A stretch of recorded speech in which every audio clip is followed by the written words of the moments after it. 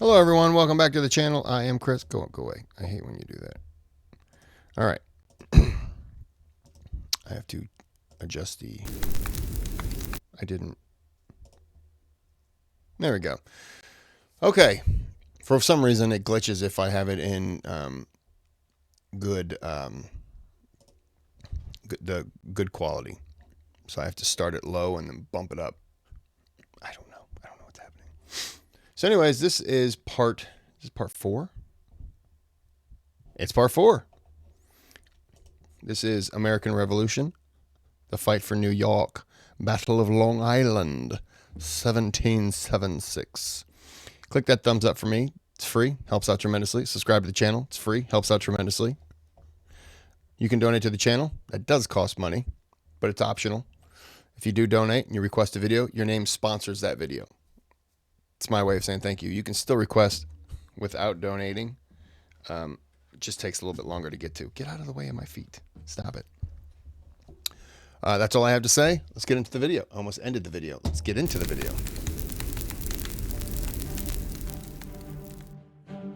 It has been 1 year since the start of the revolution, and despite numerous minor battles and skirmishes, neither side has been able to land a decisive blow. But in New York, both armies are now concentrating their forces, and the first major campaign of the war is about to begin. Following British General William Howe's withdrawal from Boston, the Commander-in-Chief of the Continental Army, George Washington, has correctly predicted that the British will next move against New York. For the British strategy to defeat the revolution where it began, the city is well located to strike into New England through the Hudson River Valley, while also boasting a large port to supply armies from the sea. Unlike Boston, New York is also a loyalist stronghold. In the countryside, civilians have been intercepting Continental messages and capturing supplies, while entire militia companies eagerly await the first opportunity to defect. Even after the battles of Lexington and Bunker Hill, many colonists still hope that George III will act as a conciliator between Parliament and Congress. These hopes are dashed in 1775 by both the proclamation of rebellion in London and the failure of the final petition from Congress to the King. Tensions are further escalated after the Governor of Virginia, the Earl of Dunmore, issues a proclamation offering freedom to slaves who join the British Army, stoking fears of slave uprisings across the 13 colonies. Public support for independence rises further in 1776 with the publication of the widely read and persuasive pamphlet Common Sense by the revolutionary Thomas Paine. In April, local governments across the 13 colonies begin making moves towards independence, and some 90 declarations are issued by July. With news of foreign mercenaries joining the British Army, a negotiated peace seems less and less likely, and moderates in Congress begin to be swayed towards independence. In June, Thomas Jefferson, a delegate to the Continental Congress from Virginia, is asked to write a draft text for the Declaration of Independence of the 13 United States of America. The text is finally approved by Congress on the 2nd of July, 1776, and a new nation is born. The eloquently written preamble becomes one of the greatest triumphs of the Enlightenment and will go on to inspire millions of people around the world. Although much of the indictment of the king is political propaganda, the key arguments are clear. Independence is justified to stop Parliament imposing taxes and legislating laws without the consent of the colonists. After the declaration is signed, the king's image and insignia are removed across the colonies, except in the small pockets under loyalist control. Royal coat of arms are removed from churches, courthouses and taverns, while the king's name is removed from legal documents and government buildings. Statues are torn down in front of cheering crowds, and effigies of the king are burnt. In New York, Washington has gathered some 19,000 men to defend the city. He begins training the army and organizes his men into divisions, mixing both his militias and enlisted troops. Washington is unsure of their readiness for battle and believes the freedom his men enjoy make them undisciplined and unreliable soldiers.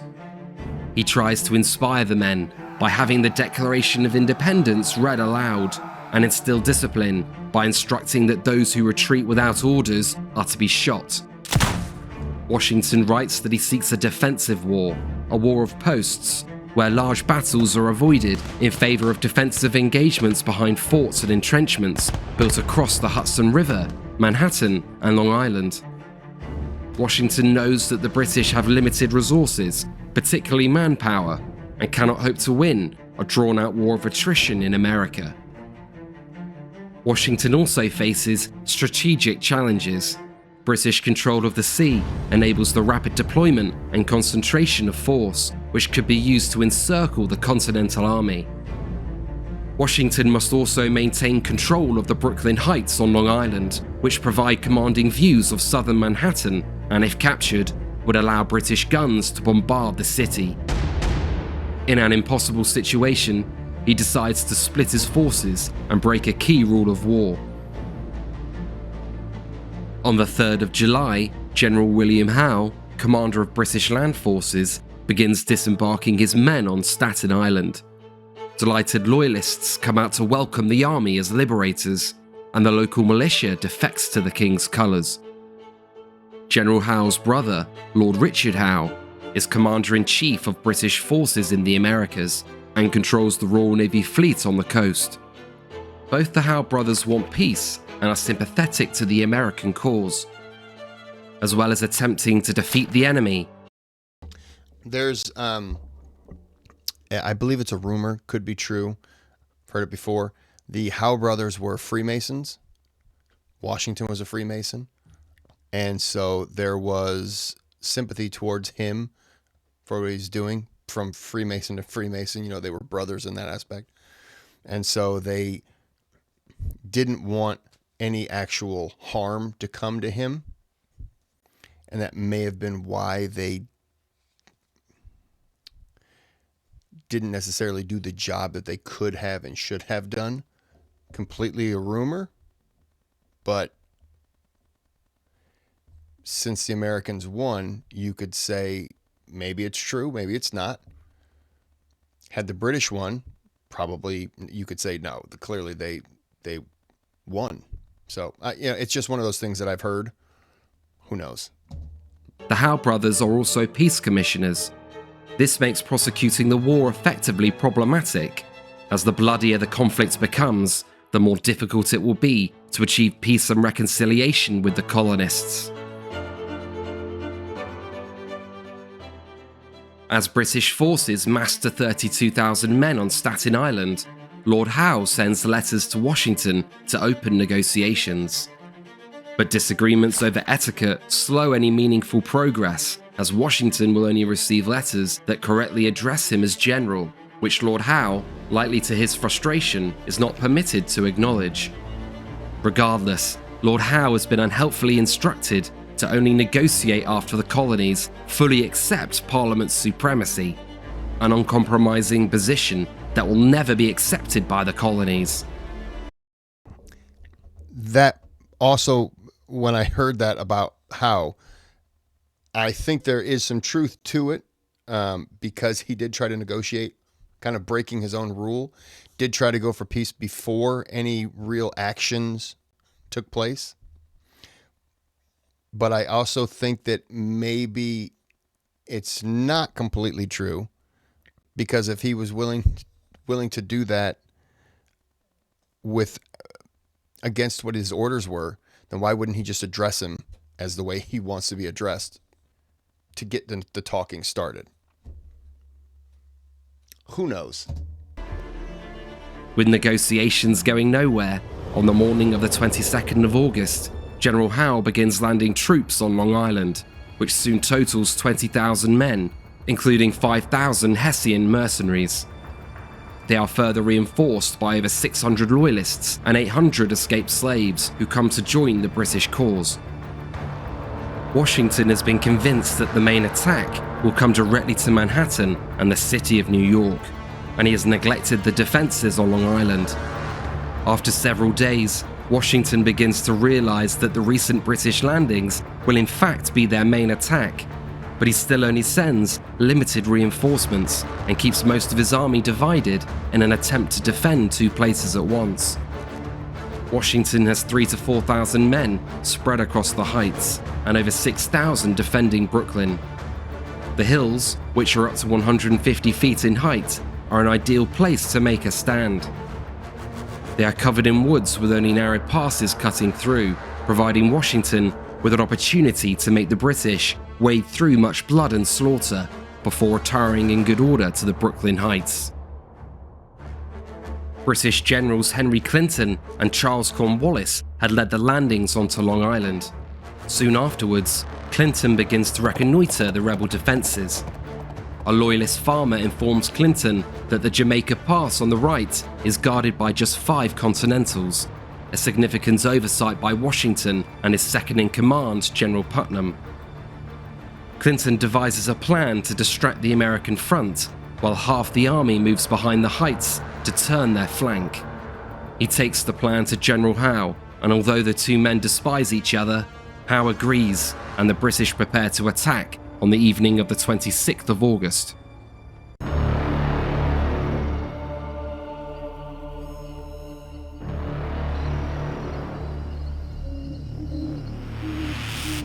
At 9 p.m, British forces begin their advance. They leave campfires burning so as not to arouse suspicion, and Clinton takes a crack brigade forward on the right with fixed bayonets. They are led towards Jamaica Pass by local farmers who know the way in the dark, and a column of 10,000 men follows silently behind. Howe has taken a significant risk as his column, stretched out over 2 miles, is severely vulnerable to surprise attack should the Continentals have caught wind of the plans. But his movements have remained secret, and at 2 a.m, Clinton's advance party reaches a tavern just outside the Jamaica Pass. British officers ride into the narrow gorge and soon find the 5 patrolling Continental soldiers. The Americans mistake them for comrades and fall into formation with the British officers before being swiftly captured without a shot being fired. Howe has successfully maintained the element of surprise, and his men slowly begin to cross the heights. On the left, British General Grant moves earlier than instructed. With a roar of musket fire, 300 regulars storm the pass. The Continentals initially flee, stunned by the early morning attack, but soon regroup on the hill. The American command is woken to the sound of drum rolls and troops marshalling for battle. General Lord Stirling is responsible for the American right and moves forward with his 1,600 men. Twice Grant's regulars attack the hill, and twice they are repulsed by the now organized Continental Army. In the center, the Hessians under General von Heister begin bombarding the hills, and his men line up for battle with their well-dressed uniforms, drums beating and flags waving. But they do not move. Continental General Sullivan and his men confidently watch the Hessians, who they are eager to fight, and Sullivan sends reinforcements to Lord Stirling. The battle has so far gone as expected for the Continental Army, and Washington arrives in Brooklyn to take command of the battle. But at 9 a.m, the situation is about to dramatically change. 2 heavy cannons are heard from somewhere behind the heights, and to the shock of the Continentals, British forces are spotted advancing through Bedford Village. The 2 cannons have signalled General von Heister's division to finally push towards Sullivan's headquarters at Flatbush Pass, and the advancing mass of blue uniforms and flags now begins to intimidate rather than amuse. As the trap quickly begins to close, the Continentals on the left have been taken completely by surprise, and the rout is almost instantaneous. Pennsylvanians at the end of the line break at the sight of the enemy to the front and rear, and the men at Bedford Pass get caught up in the retreat. Despite sporadic resistance, the last Continental formations in the center are surrounded and forced to surrender by 11 a.m, while General Sullivan is captured by Hessian Fusiliers hiding in a field. On the British left, Grant is now pushing Lord Stirling slowly up the road toward Brooklyn. But Delaware and Maryland Continentals, in close formation with their colours flying, continuously counterattack and keep the British in check. Stirling, unaware that the rest of the line has collapsed, soon becomes a victim of his own success, and General Cornwallis is able to block his retreat with Scottish Highlanders on the road to Brooklyn. The fighting reaches its most savage of the day as the Continentals, now surrounded, look for a way to break out. Stubbornly holding on, Stirling eventually orders the majority of his men to retreat across the 100 yards of marshes behind them. He takes 260 Marylanders forward to protect the withdrawal, and valiantly attacks the Highlanders again and again until they are almost all killed to the man. The men retreating across the marshes flee for their lives in panic, and many of the soldiers who cannot swim get stuck in the mud and cry out for help. Despite the horror, the majority eventually make it back to American lines, covered by fire from their countrymen in the Brooklyn fortifications. Stirling, after making a final charge, is adamant not to be captured by British troops and finds a Hessian unit to surrender his sword. By the afternoon, the British have pushed forward to the outer works of the Brooklyn defences, and Clinton is poised to lead the assault. They outnumber the Americans 3-1, and Washington seems within reach. But General Howe knows that his campaign cannot afford large-scale losses, and he takes the controversial decision to pull back his troops. Howe may have feared a repeat of Bunker Hill, but it is a decision taken bitterly by his men, and to the surprise of the Continentals. After the war, many would accuse Howe of letting his American sympathies become treasonous for failing to press an attack that would have almost certainly have succeeded in Brooklyn. So was he looking out for his Freemason brother? More after this commercial. As the day ends, American losses are likely over 1,000 dead and wounded, and 1,100 captured. British losses are under 400 killed and wounded. Washington partly blames the defeat on his undisciplined men, who are unwilling to do their duty. But it is in fact his own staff's failure to properly guard the flanks that ultimately sealed their fate.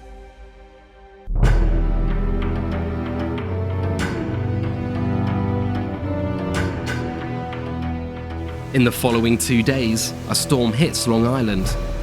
The high winds prevent the Royal Navy from cutting off Washington's retreat, as Howe had hoped. The British Army follow a textbook approach and dig trenches towards the American lines. Trenches bring Howe's men closer and closer to the defences, and they are almost ready to strike. But Washington has other ideas. Taking advantage of a thick fog, the Continentals row across the river back to Manhattan in the dead of night. Although the battle has been lost, the withdrawal is conducted perfectly, and Washington saves his army from almost certain disaster. Following the defeat, the American position in Manhattan becomes precarious, and in early September, Congress gives Washington permission to abandon New York if necessary, but forbids him from burning the city as he desires. His army begins its retreat north and becomes increasingly strung out across Manhattan. Howe, having done nothing for 2 long weeks, finally moves on the 15th of September and begins landing troops at Kips Bay. American morale disintegrates, and to Washington's horror, organized resistance quickly collapses. He writes, "Are these the men with which I am to defend America?"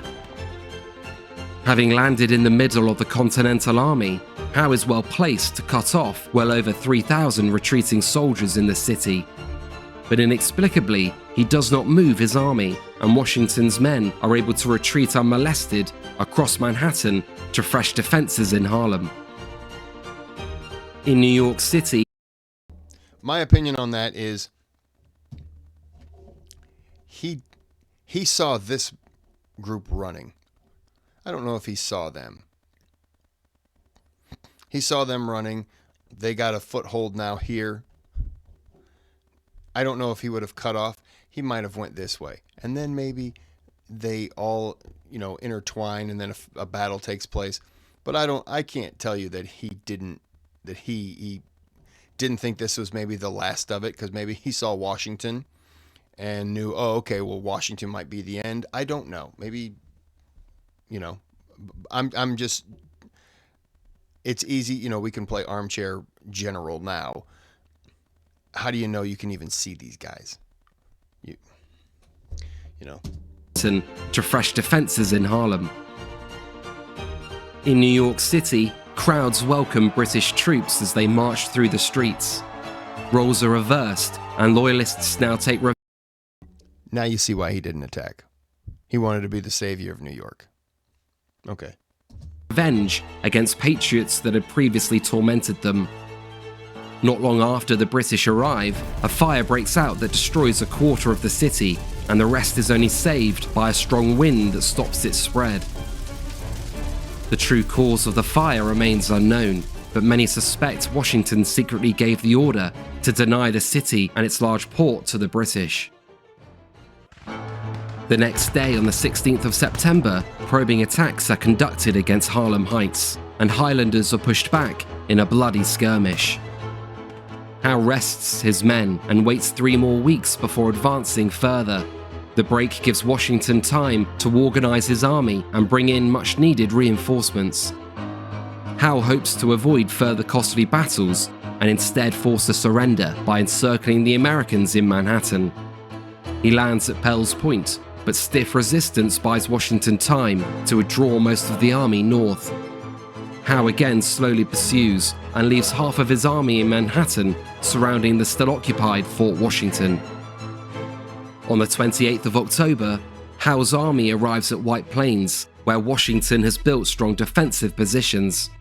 As the British march towards the Continental Center as Washington has planned, the British instead strike against a tall hill anchoring the American right flank. Hessians are initially repulsed, but British reinforcements eventually capture the strategically important hill after bloody fighting. The British suffer some 250 casualties in the attack, likely twice Continental losses. But they now hold the dominant hill on the field, and Howe is in a strong position to attack again the next day and envelop Washington's army. But he again pauses. In the following days, while Howe ponders his next move, heavy rains cover the battlefield. Washington does not waste time and once again uses the weather to hide his movements and successfully withdraws further north. Instead of pursuing Washington's army further, Howe decides to march back south against the garrison at Fort Washington. The gun batteries, along with Fort Lee on the opposite bank, are preventing Royal Navy ships from freely entering the Hudson River. But due to the fort's poor construction and weak outer defenses, the 3,000 men holding it are vulnerable. Despite the danger and Washington's own misgivings, his officers convince him that the fort can be held, and the men are not withdrawn across the river to safety. Sensing an opportunity, on November 16th, British and Hessian troops attack from multiple directions with a force 8,000 strong. The Continentals doggedly resist in the outer works, but are slowly pushed back until the Hessians burst into the redoubt at Bayonet Point and force a surrender. The battle is a crushing and unnecessary blow to the Continental Army. Washington has lost some of his best trained soldiers, along with a significant number of much-needed cannon. In an unusually aggressive move, in the following days, Howe sends General Cornwallis to land upstream from Fort Lee across the Hudson River. The surprise landing almost captures the garrison, who hurriedly escape after being tipped off by a local farmer and quickly abandon the fort, leaving behind further stores and cannon. In late November, General Cornwallis pursues Washington south into New Jersey, as the bulk of the British Army begin to move into winter quarters. Although the capture of New York has been significant for the British, General Howe has missed a number of opportunities which could have transformed a tactical victory into a crushing strategic one. Nonetheless, battles have been won, loyalists across the country have been emboldened, and the British now occupy a critical port that they can use, along with bases in Canada, to strike deep into New England the following year. For the revolutionary cause, the situation is now dire. At the start of the campaign, the army numbered some 19,000 soldiers, which was further bolstered by thousands of reinforcements along the way. But morale has now plummeted, and dozens or even hundreds desert or resign every day, and the militia leaves in droves. By the end of November, Washington has less than 7,000 men in his army. To all eyes, the revolution looks on the verge of defeat. As Howe begins to contemplate his plans to end the war the following year, Washington and the collapsing Continental Army fall deeper into New Jersey, and perhaps the most desperate period in American military history. A genuine thank you for watching our series on the American Revolution. I'm loving this. Thank you, History Rebels team. I hope you're enjoying this too. If you're watching it, you probably are. Well, we're going to end it here. I will be back with part 5, but not tonight. I am done for the night. So until next time, have a good day, have a good night.